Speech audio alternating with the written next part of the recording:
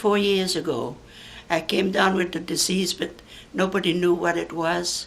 I went from doctor to doctor. I was completely paralyzed. I had to get an ambulance to take me from doctor to doctor. They all said, I don't know what's the matter with you, and I can't help you. And finally, I was in a nursing home trying to do rehab, but instead I got completely paralyzed. And I cried, and my son was visiting me, and he never sees me cry. You know, I only cried when my husband died, but I'm not a softie. And I said I wanted to die, and I was crying, and he said something has to be done. So he's a very meek, pleasant young man, but he had a tantrum at the desk, and he told the nurses something has to be done with my mother. So they said, well, we will send her back to the hospital. So they did send me back to the hospital, and I had a Dr. Hennessy who put me through all kinds of tests. And at the end of the day, he said the same thing. I don't know what's the matter with you, and I can't help you. But then he said the magic word. I'm sending you to Beth Israel. And that's the best thing he ever did. So now I'm in Beth Israel, and they put me through all kinds of tests. And then a doctor from South Africa, a professor, decided I had, and I can't even pronounce the disease, but it's my immune system attacking my nerves. And then the other miracle was that he found a medicine that helped this unusual disease.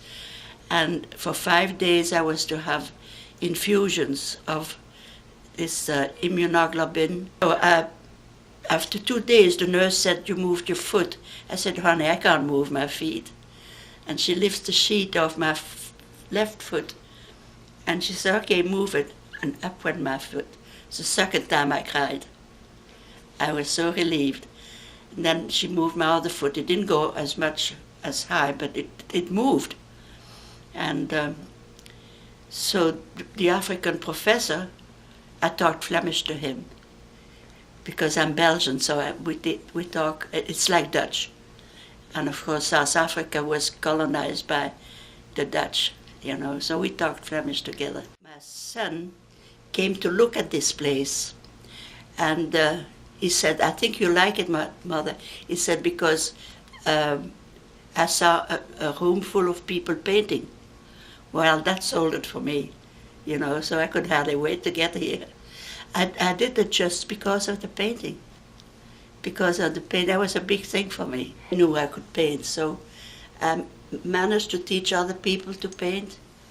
One woman, she's gone now, and she insisted on sitting in front of me, and though they paint with acrylics here, I paint with watercolor. And she insisted on using my brushes, my paints, and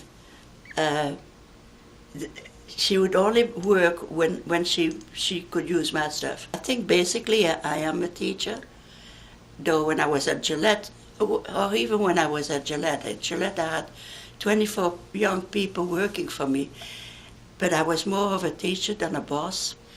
And so it's probably in me that I want to teach, you know. And what do you have, like, could you help others who are having trouble as they get older with adjusting? You know, there are a lot of changes. I like to do that, yes, because I'm also on the welcome committee here because of that. And I do try to make people comfortable. Tell them, come and see me and we'll talk. And I always get them to laugh. I was always an active person and relied on myself to get things done. And the minute I couldn't do that, my life was worth nothing. On Tuesday, it's called Painting and Beading, because I also made necklaces. And Fireside Chat is at 10:30, and that is, I love Tuesdays, that's my favorite day.